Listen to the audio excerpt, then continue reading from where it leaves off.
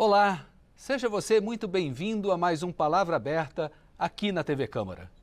O benefício de prestação continuada, BPC, previsto na Lei Orgânica da Assistência Social, é a garantia de pagamento de um salário mínimo por mês ao idoso com idade igual ou superior a 65 anos ou à pessoa com deficiência de qualquer idade. Mas há regras e um cálculo com base na renda familiar que estabelece quem pode efetivamente receber o benefício. Eu sou William França e é sobre o projeto de lei que estabelece o critério de meio salário mínimo de renda familiar per capita para acesso ao benefício de prestação continuada que eu converso agora com o deputado Ivan Valente, que representa São Paulo pelo PSOL. Deputado, seja muito bem-vindo ao Palavra Aberta aqui da TV Câmara. Eu que agradeço o convite de participar mais uma vez do Palavra Aberta e me dirigir a todos os internautas e ouvintes da TV Câmara. Muito bem. O senhor poderia nos explicar, por gentileza, quais são as regras que o senhor está querendo alterar? Qual é esse novo critério de concessão para os beneficiários? Nós temos aí a Lei Orgânica da Assistência Social, que concedia um salário mínimo para o recebimento do BPC. Mas houve uma nova lei, a Lei 14.176, de 2021, que estabeleceu outros critérios que representaram um retrocesso grande. Então, desde 2014, as pessoas com deficiência, os PCDs, vêm sofrendo com essa questão. Por quê? Porque ao invés de determinar um critério maior, decente para a situação que nós estamos vivendo, que é inclusive uma situação que vivemos da emergência da Covid, o empobrecimento da população e as dificuldades próprias das pessoas com deficiência, se estabeleceu um critério de miserabilidade, de vulnerabilidade muito baixo para determinar o recebimento do BPC, que era 1/4 do salário mínimo per capita. E nós estamos mudando isso na nossa lei 1624, no ano passado, para meio salário, a partir de meio salário mínimo per capita, que não é grande coisa não, mas é algo que representa já um salto de qualidade. Na verdade, a própria lei de 2014, ela estabeleceria alguns critérios que colocavam o cidadão numa posição melhor de depender, veja, dependeria da dependência de terceiros, do grau de deficiência ou do grau de comprometimento do orçamento para se chegar a meio salário mínimo.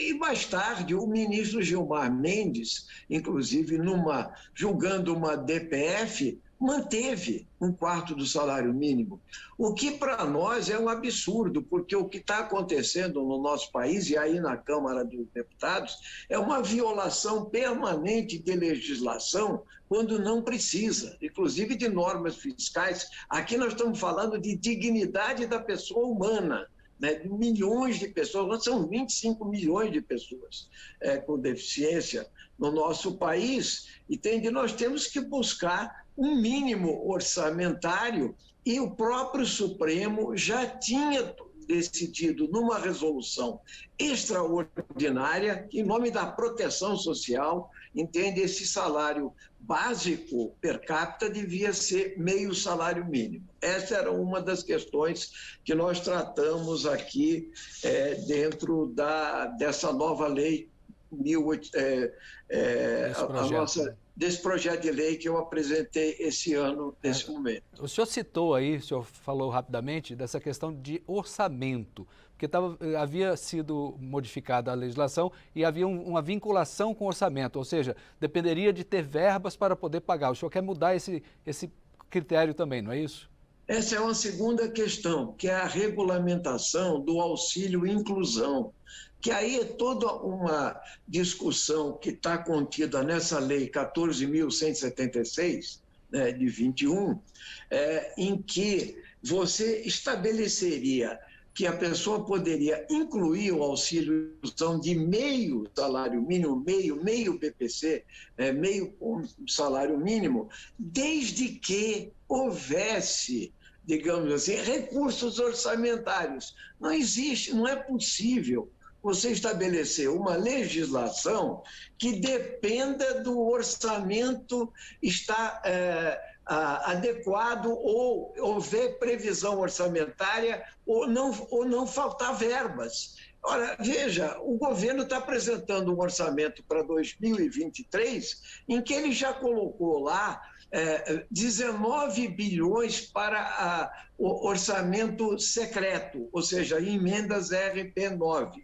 Né? Ou seja, está previsto lá. Agora, quando se trata de pessoas em alta vulnerabilidade, que é do que nós estamos tratando aqui, você não poderia falar em auxílio reclusão se houver condições de pagar mais meio salário mínimo, mais metade do BPC. Então, essa é uma segunda questão, William, que nós tratamos nesse projeto de lei. E a terceira seria a questão da videoconferência, porque para o estabelecimento permanente da concessão do BPC, né, os organismos de Estado, o INSS, etc., eles precisam provar que a pessoa tem uma deficiência. Durante a pandemia que nós vivemos, houve, sem dúvida, um processo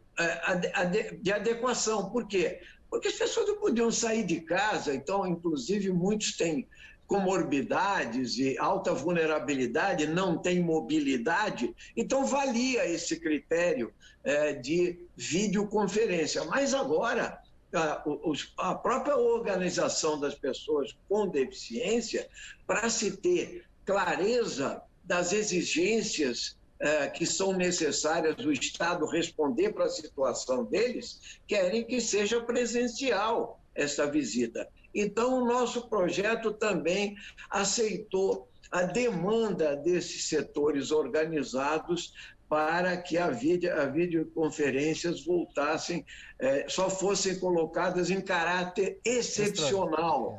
Né? Exatamente. Deputado, o seu projeto está sendo encaminhado agora para a Comissão de Defesa dos Direitos da Pessoa Idosa. Qual a sua expectativa de tramitação na comissão e depois ele segue um curso aqui pela Câmara até chegar, se aprovado e encaminhado ao Senado, não é isso? Certamente. Ele tem caráter terminativo nas comissões, tá? Mas ele está na comissão do idoso, onde ele é do idoso e das pessoas com deficiência, onde eu espero que, pelas razões e argumentos que nós colocamos, né, certamente no mérito ele será aprovado nessa comissão, mas ele deverá passar ainda pela Comissão de Seguridade Social, talvez Finanças e Tributação, porque entram as questões referentes ao debate. Vai passar sim na CFT. Na CFT e certamente depois na CCJ. Então, nós esperamos que o projeto tenha ampla aceitação, é uma demanda da sociedade, nós não aceitamos mais que, além das dificuldades inerentes a essa condição humana que as pessoas estão vivendo, e numa crise econômica tão brutal e social como nós estamos vivendo, esse projeto não tramite com celeridade pela Câmara dos Deputados e depois no Senado Federal. Tá ótimo. Deputado Ivan Valente, eu gostaria de agradecer a sua disponibilidade em aceitar nosso convite para conversarmos sobre esse projeto de lei proposto pelo senhor. Estamos à disposição na TV Câmara para levar adiante essa proposta e outras mais. Muito obrigado pelo convite. E eu me despeço aqui agradecendo também a sua audiência. Quer saber mais detalhes sobre o projeto de lei 1624 de 2022, este sobre o qual conversamos aqui, ou mesmo sobre todas as outras discussões do Parlamento? Acesse o nosso portal na internet, câmara.leg.br. Fica ainda como sugestão a dica para seguir as redes sociais da Câmara no Twitter, no Facebook, no Instagram e no TikTok. Novamente, muito obrigado por sua atenção.